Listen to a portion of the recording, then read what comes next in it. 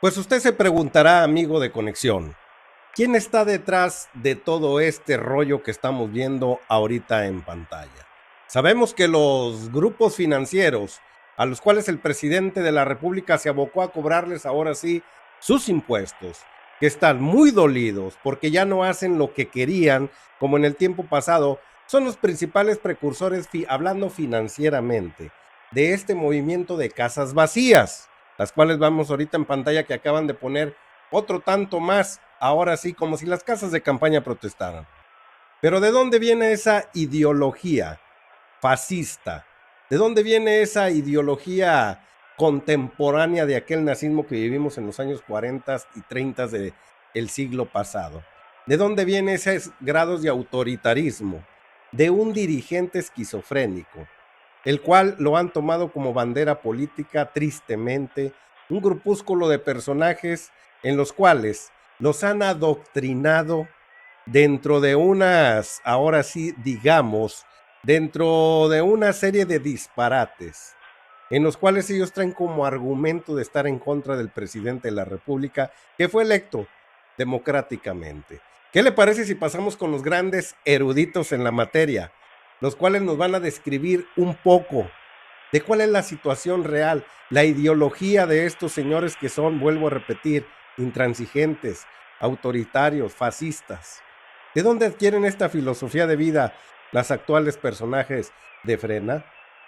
Vayamos pues a la información, amigo de Conexión, para que quede usted mejor informado y apoyémonos en los grandes historiadores, en los grandes eruditos de la materia que conocen muy bien a la familia Abascal, por ejemplo. Vamos a darle play, amigo de Conexión, para que quede usted mejor informado.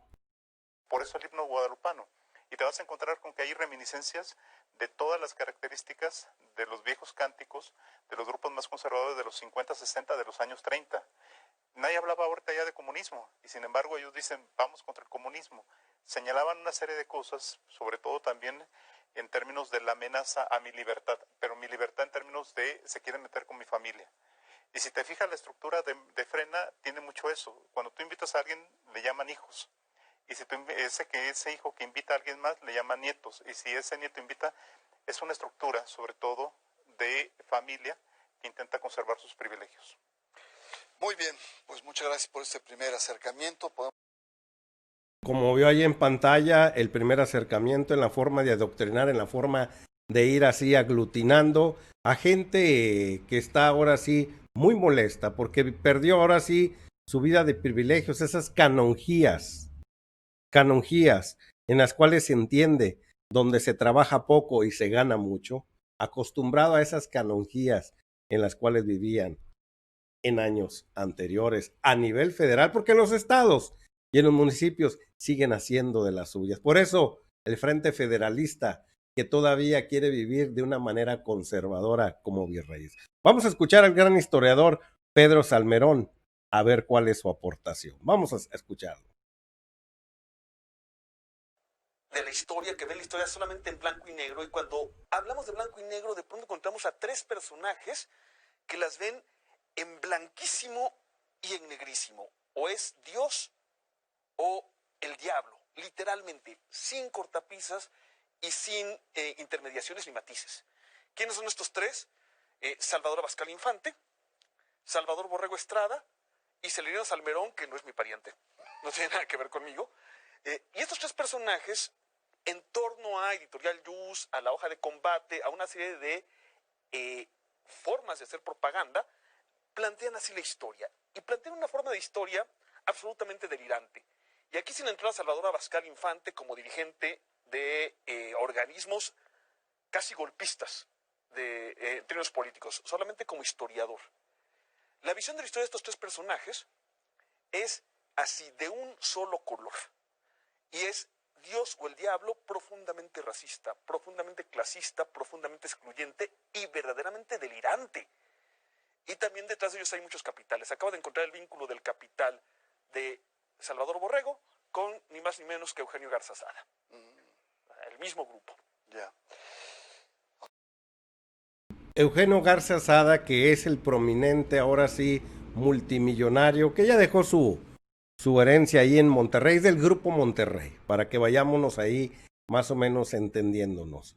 El Grupo Monterrey que le ha metido mucha lana, porque el presidente les ha pedido los impuestos, los cuales no pagaban en años anteriores. Y ahí vemos también al Grupo FEMSA, vemos al Grupo de los Zambranos, dueños de Cementos Mexicanos, al Grupo SADA, a todos esos grupos de ahí de Monterrey, los cuales evadían impuestos en periodos ahora sí neoliberales, en los cuales ellos siempre se hicieron dueños de todo eso. Vuelvo a repetir, donde vivían con una canonjía, o sea, trabajaban poco y ganaban mucho. Hoy el presidente de la República los hace trabajar al triple para que ganen ahora sí ese dinero, pero de una forma honesta. Esto es, dándole el dinero a los desprotegidos, a los pobres, y de esa manera van y compran a las empresas de ellos, y de esa manera se reactiva la producción en México, ya que al momento de adquirir esos productos, pues tiene ganancias ese multimillonario, pero tiene que trabajar para ganárselas. Ese es el punto. Pero ellos no entienden, o son tan egoístas, que ellos no entienden en su razonamiento, que al momento de comprar ese producto se requieren más fábricas, porque hay un consumo ahora sí mayor. Y al poner más fábricas, pues hay más empleos y de esa manera se sube la producción en México y se gana el dinero honestamente. Pero hay que trabajar. En pocas palabras, se volvieron perezosos estos señores, donde todo era ganar y ganar. Y son multimillonarios. Simple y sencillamente, parte de su riqueza es por su trabajo, pero la mayoría de su riqueza es por quedarse con dinero que no es de ellos. O sea, por ampones, en pocas palabras. Vamos a escuchar todavía más qué más nos aportan para que vayamos entendiendo qué ideologías y qué grupos están de toda esta gente de Frena y entender por qué están tan dolidos. Sí, bueno, hay que tomar en cuenta que sobre todo estos grupos muy ligados a grupos católicos y al clero muy conservador hicieron una primera incursión, y Pedro tú lo sabrás mejor, la incursión con el Partido Católico en los años 20 del siglo pasado, y después con todo este tema de la derrota de la guerra cristera, su incorporación a la vida política y demás, acabaron en los movimientos sociales, acabaron en organizaciones sociales, como esos grupos de presión que estaban ahí, pero tuvieron un partido que sí pudieron articular, que fue el Partido Demócrata Mexicano, partido de origen sinarquista, y sobre todo en el Bajío con esta fuerza. ¿Qué es lo que pasa? Estos grupos más conservadores, ultraconservadores, católicos, particularmente con esa característica, ultraconservadores católicos, porque hay ultraconservadores que no son católicos. Claro. Entonces, pero aquí se juntan las dos, ultraconservadores y católicos, generan una serie de organizaciones, tanto empresariales, sociales y demás. Uno de ellos, por ejemplo, encontramos diferentes organizaciones de la sociedad cristiana, demócrata cristiana, que se metieron con el PAN, otros se metieron en organizaciones empresariales, pero están presentes ahí. Y de la mano de varios obispos y varios cardenales, que hay que tener en cuenta eso también. Claro. Pedro, hay una característica que me llama la atención y es muchas veces este lenguaje. Bueno, pues ya escucharon ustedes aquí al erudito en la materia, el cual nos dice los grupos ultraconservadores de la Iglesia Católica que están metidos, ahora sí en estos grupos, que siempre han luchado por tener esa vida también en las cuales ellos tenían, pues digamos, era la ala fifí, es la ala fifí, ahora sí digamos, del catolicismo. Vemos a las universidades jesuitas que son elitistas, como el Grupo La Salle, como las universidades Ibero, las cuales son formadas por estos señores, donde nada más pueden estudiar gente de un poder económico muy grande. Se abocan nada más a ellos, son los grupos ultraconservadores, los cuales están incrustados mucha gente del Yunque, esa secta ultraconservadora también de la Iglesia Católica. Vamos a seguir escuchando, amigo de Conexión, para que nos quede ahora sí más claro lo que está sucediendo ahorita detrás de esas casitas de campaña. Pedro, hay una característica que me llama la atención y es muchas veces este lenguaje socialmente altisonante, ¿no? Hay incluso un lenguaje de odio muchas Amenazante, veces. muy amenazante. Y también una intolerancia, por ejemplo, a los periodistas que los cuestionan y tal, a este periodista que estuvo en una mañanera, lo amenaza de manera directa, te va a ir mal, o a algunos que creían que eran cercanos, como Ciro Gómez Leiva, cuando tiene algunos cuestionamientos, le dan con todo. Es decir, ¿por qué esta intolerancia y este lenguaje tan aguerrido que Porque tienen? para los Abascal, por ejemplo, el mundo funciona solamente en blanco y en negro. Entonces, si tú no estás del lado blanco, eres diabólico y marxista. Cuando esta gente muy ignorante habla de comunismo, sin entender absolutamente nada de comunismo, están reproduciendo esa dicotomía propia de los Abascal. ¿Y por qué hablo de los Abascal? Porque apareció en la página de Frena, como uno de sus dirigentes de vinculación religiosa, Juan Bosco Abascal, hijo de Salvador Abascal Infante. El martes escribió un artículo en La Jornada sobre él y al día siguiente dejó de aparecer. Pero ahí está, ese talante profundamente intolerante. Ya. Otro aspecto importante es esta idealización del golpe boliviano, ¿no? Es decir, que fue pacífico, que no hubo desgracias y que se impuso, los militares tuvieron una actitud. Pero aquí lo conversamos y fue también un golpe religioso, ¿no? En la medida que fue a nombre de una civilización cristiana, con la Biblia en la mano. ¿Qué paralelismo hay en estas búsquedas de alternativa? Porque el objetivo de este movimiento es, antes del 30 de noviembre, es hacer renunciar a el presidente Andrés Manuel López Obrador. Fíjate que en este caso Frena sí hace una reminiscencia a un discurso comunista que a veces ni ellos mismos entienden, sí, porque hacen una especie de mezcolanza de todo tipo y cuando les preguntan o en sus propios discursos no encuentras la lógica de cómo lo articulan.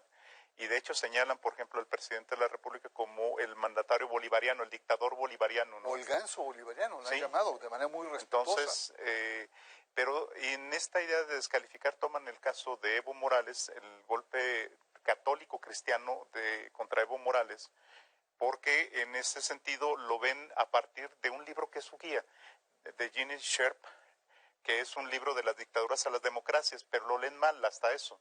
O sea, lo acomodan a sus propios intereses. Y para ellos el tema de Evo Morales es la ayuda de los militares como una fuerza comprometida con el país y comprometida con los valores de la familia y el cristianismo que se impusieron. El uso de la Biblia en el golpe de Estado en Bolivia sirvió como este mecanismo de unión entre los grupos más conservadores que estaban peleados en ese momento. Y en México quieren reproducir algo. Y señalo dos cosas. ¿Por qué lo quieren reproducir? Si uno se fija en la página de Frena, hay dos comisiones. La Comisión de Vinculación Religiosa y la Comisión de Vinculación Militar. Que ninguna organización lo había planteado, pero está así. Gravísimo. Vaya mezcolanza y también pues una gran preocupación sobre todo esta visión maniqueísta del mundo, o es bueno o es malo, es puro o es impuro, ¿no? Es una visión fundamentalista. Y esta reminiscencia. Y si tú ves quiénes son los conspiradores contra Madero, primero verás una prensa agresiva que siembra fake news y miedo de manera sistemática, ¿sí? El Partido Católico Nacional y el señor arzobispo, las compañías petroleras de capital anglosajón y los militares golpistas. Estos son los conspiradores.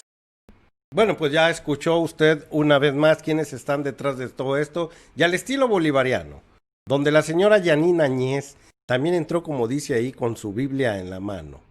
Pues estos grupos ultraconservadores que se adoptan a la religión, la distorsionan todo y de esa manera entran con los cánticos como le hacen ahí los señores de Frena, con esos cánticos cristeros o con sus rezos, con los cuales muy peculiar frente a Benito Juárez, donde era un masónico, donde lo ven como un hereje estos señores, donde no respetan la libertad de creencia.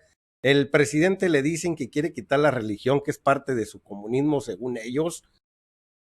Pues quiero informarles que el presidente cada rato hace alusión a los comentarios del Papa sobre apoyar a la gente pobre. Es un respetuoso de la religión y lo hemos visto en constantes ocasiones. Y ya por último, amigo de Conexión, le voy a presentar esta imagen aquí en pantalla. ¿Qué tiene que ver Vox aquí en lo que estamos comentando? Pues Vox nace a raíz de la inconformidad de los grupos conservadores en España, idéntico a lo sucedido aquí en México. Empiezan con protestas igual que Gilberto Lozano, palabras altisonantes, grupos conservadores como el señor Juan Bosco, como el que está aquí en pantalla, el cual es dictador del conservadurismo aquí en México, el cual sus doctrinas intransigentes, donde bien lo dice Salmerón y los demás, el señor Barranco, que están ahí en ese panel, bien lo dicen, para él las cosas son blancas o son negras.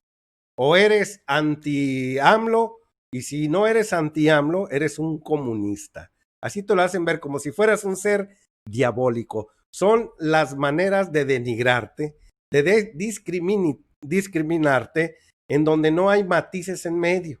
No hay centro, centro izquierda, centro derecha, no. Para ello, o eres ultraconservador en contra de Andrés Manuel, y si no lo eres, eres un comunista, y eso me consta, porque me arrimé con unas señoras de Frena que estaban ahí levantando firmas y me dijeron, ¿no va a firmar? Le dije, no.